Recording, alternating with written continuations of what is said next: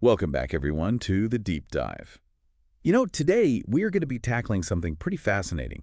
Um, Agile regulation. It's a topic that's been generating a lot of buzz lately, and for good reason. I mean, it's really reshaping the regulatory landscape. Yeah, it really is. It's a pretty fundamental shift, moving away from those traditional kind of like one-size-fits-all rules. Right. It's like instead of having this, massive rule book that tries to dictate every single step, Yeah, exactly. we're moving towards something that's a lot more dynamic, Yeah. something that can actually keep pace with, well, the speed of technology, really. It's almost like, trying to fit a square peg in a round hole, right? Like trying to apply those old rules to these new technologies. It doesn't work. It really doesn't. I mean, and you sent over some great stuff for this deep dive, a UK white paper, some OECD publications.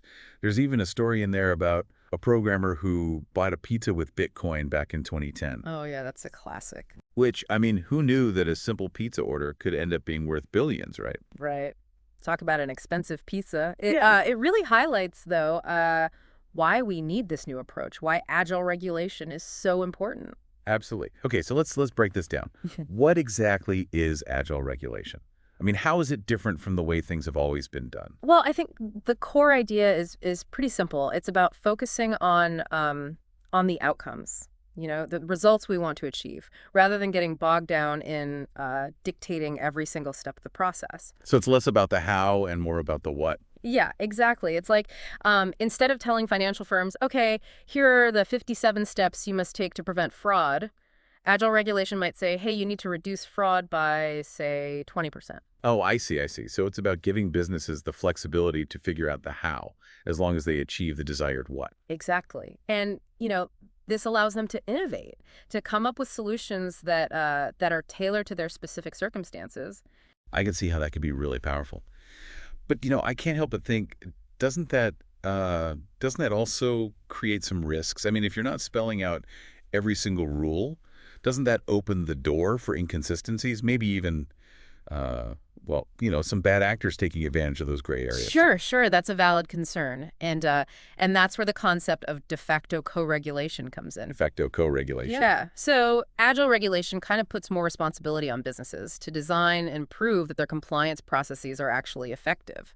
So they're not just following the rules blindly, they're actually thinking critically about how to achieve the desired outcomes. Exactly. They become, partners in the regulatory process. They're helping to shape the rules of the game. Okay, so hold on a second. Partners, co-regulators. I mean, isn't that a little bit like letting the fox guard the hen house?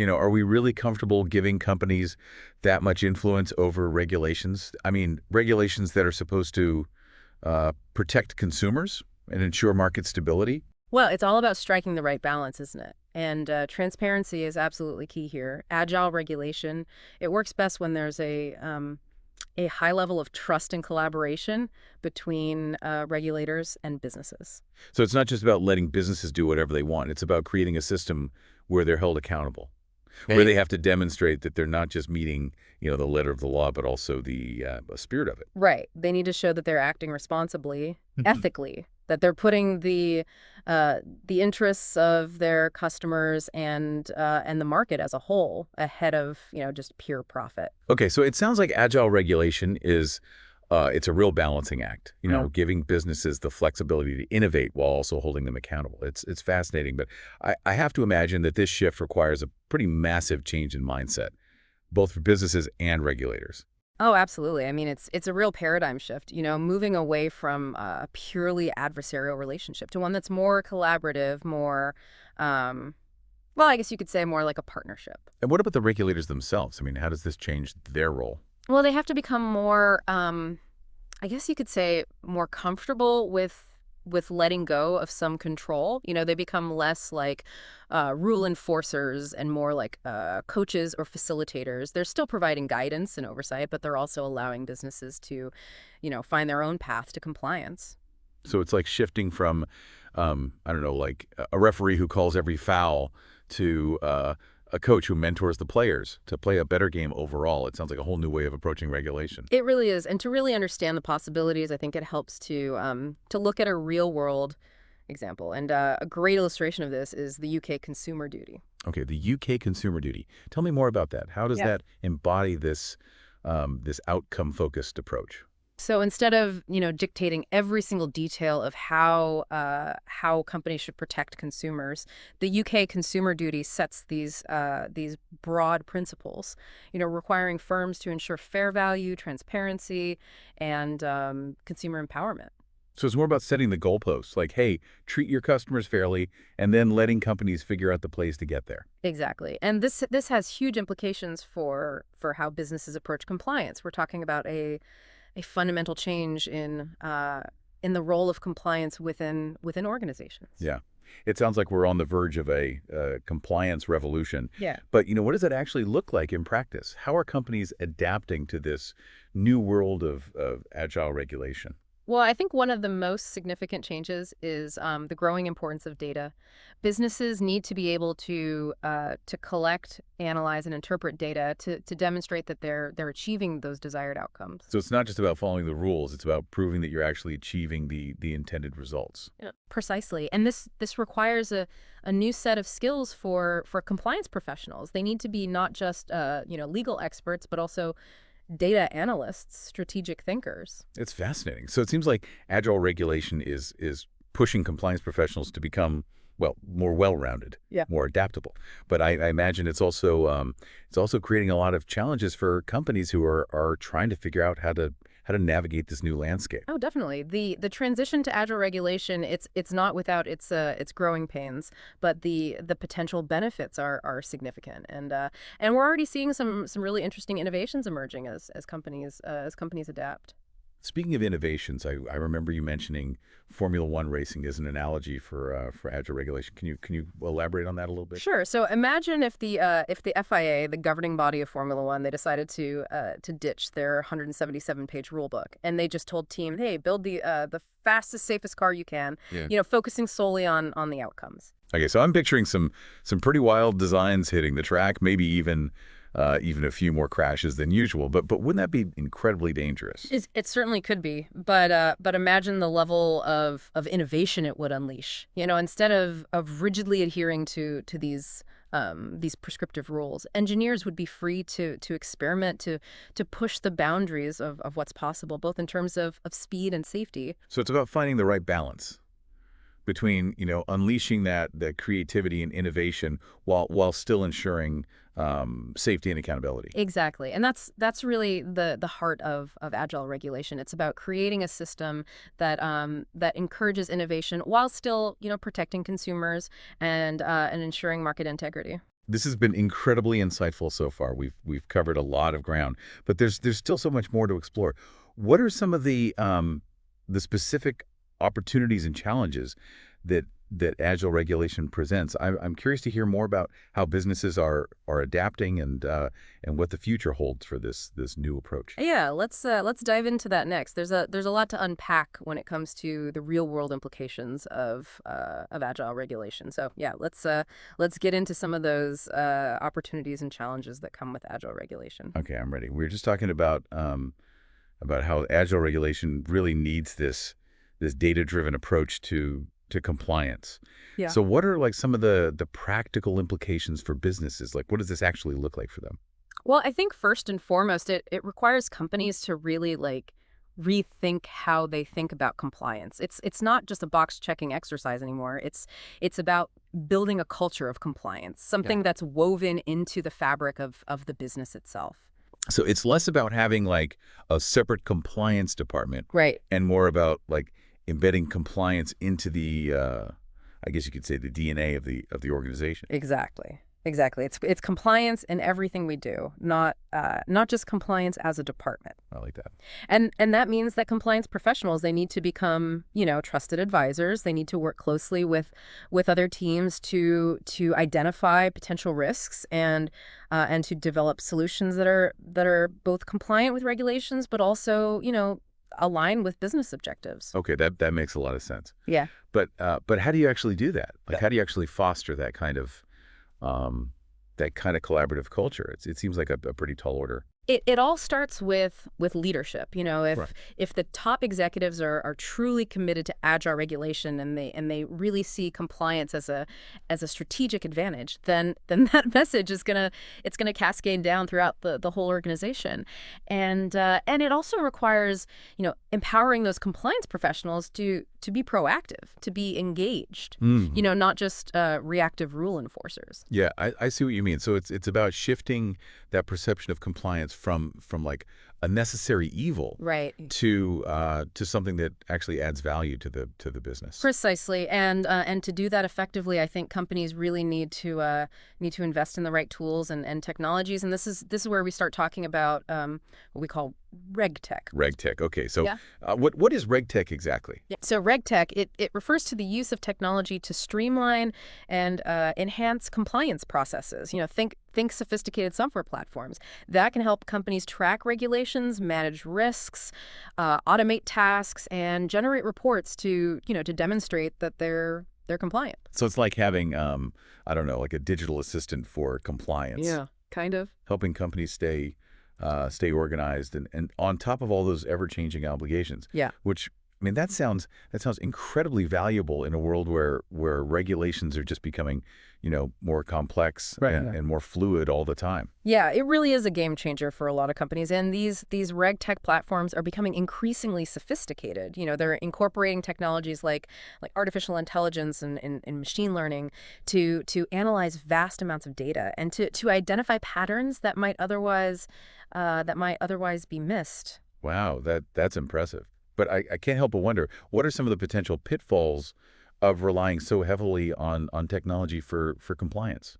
Right. Well, I think it's really important to remember that technology is just a tool, right? It can't replace human judgment and oversight. There's always the potential for bias, for errors in these systems. So it's absolutely vital to have robust testing and validation processes in place. So it's about finding that balance between leveraging the power of technology and still maintaining that human control and accountability. Absolutely. And that kind of leads us to another key challenge of agile regulation, which is the potential for what we call overguidance or underguidance from regulators. Okay, I think I see where you're going with this, but can you maybe elaborate a little bit on what you mean by overguidance and underguidance? Sure. So in an agile regulation framework, regulators, they really need to find that sweet spot between providing enough guidance to ensure, clarity and consistency while still allowing businesses that flexibility to innovate.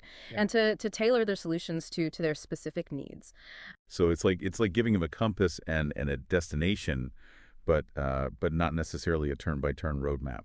Yeah, that's a great analogy. Too much guidance and you end up stifling innovation. Too little and you risk inconsistencies and you open up the potential for loopholes. Finding that balance is absolutely critical for the success of agile regulation. Yeah, I can see how that would be a delicate dance. Yeah. But let's shift gears for a moment and talk about the potential benefits of agile regulation. I mean, we've talked about some of the challenges, but what are the upsides? What's in it for businesses? What's in it for consumers? Well, I think one of the biggest potential benefits is increased innovation. Yeah. By freeing businesses from these rigid prescriptive rules, agile regulation can create space for them to develop new products and services, to explore new markets, and to find really creative solutions to complex problems. So it's about, unleashing that power of entrepreneurship and allowing businesses to adapt more quickly to changing consumer needs and to those technological advancements that are happening all the time. Exactly. And this can lead to a much more dynamic and competitive marketplace, which ultimately benefits consumers. They get greater choice and potentially lower prices. Yeah, then that makes a lot of sense. Are there any other potential benefits we should consider? Well, I think agile regulation can also lead to increased efficiency and reduced costs for both businesses and regulators. By focusing on outcomes rather than processes, agile regulation allows businesses to streamline their compliance efforts and to avoid a lot of unnecessary bureaucracy. So it's not just about doing things differently, it's about doing things smarter.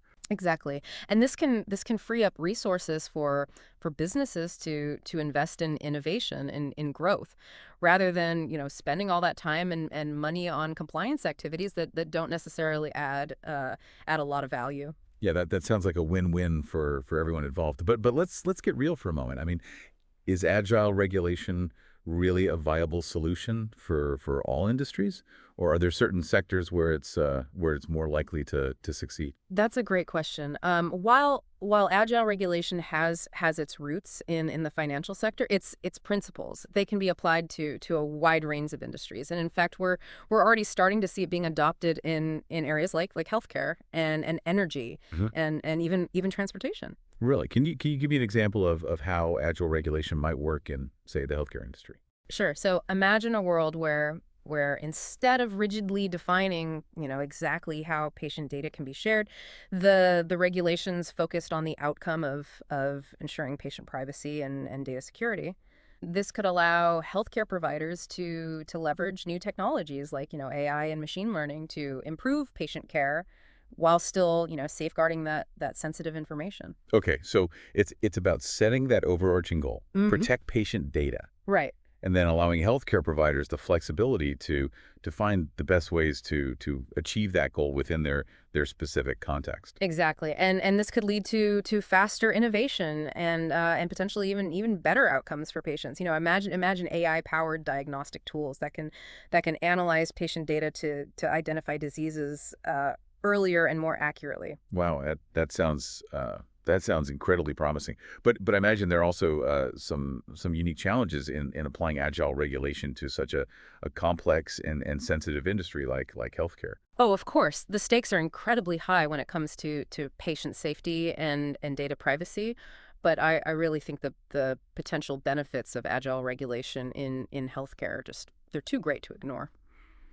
Yeah, it seems like agile regulation requires this really careful balancing act, especially in industries with high risks and ethical considerations like healthcare. But I'm really starting to see the potential for positive change across a whole variety of sectors. Yeah, it's definitely an exciting time to be watching this evolution unfold as agile regulation gains traction. It's going to be fascinating to see how businesses and regulators adapt and collaborate to shape this more responsive and innovative regulatory landscape. This has been an incredibly insightful discussion so far. We've covered a lot of ground Yeah. from the the theoretical underpinnings of agile regulation to the practical implications for businesses and consumers.